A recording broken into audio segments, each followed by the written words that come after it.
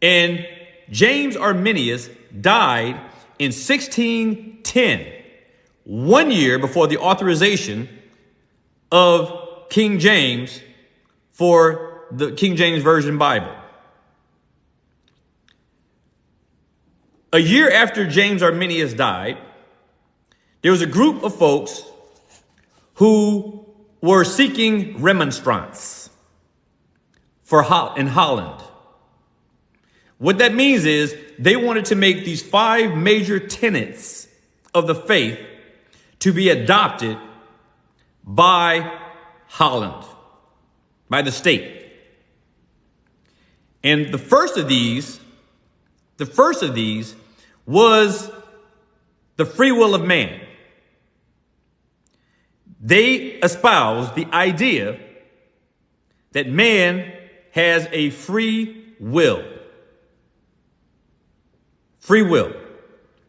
The second point that they espoused and that they presented was that the election of God, because they couldn't deny election in the Bible.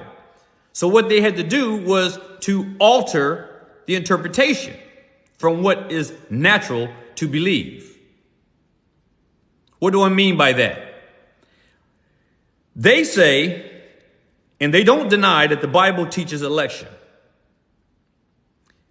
But what they say is that God foreknew what you were going to do when it comes to your response to the gospel. God looked down the corridors of time, saw that you were going to believe, and then elected you. He elected you after the fact. That's what Arminians believe. God teaches election. They acknowledge that. But what they say is that God looked down the corridors of time and said that because this person is going to come to faith, I therefore choose to elect them to salvation after they have already elected themselves to salvation. Seems kind of strange. Next, the issue is atonement. They say that the atonement is unrestricted. It goes out to all. Redemption is for all. That Christ shed his blood at Calvary to save all. But the problem is, we know that all people are not saved. So when it says that Christ shed his blood in the place of all, then that means that no one should be in the place of sin after he has died for them. But we have a problem.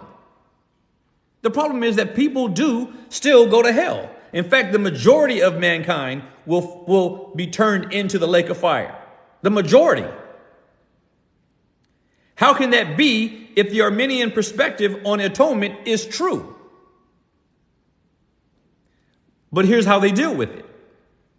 They say that atonement, they say that Calvinists restrict atonement, applying it only to those whom God has elected.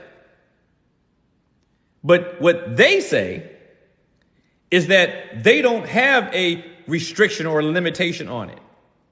Salvation, the blood of Christ, was for everyone. Well, if that's true, then their version of atonement is also limited. Because when Christ died on the cross, he didn't actually save anyone.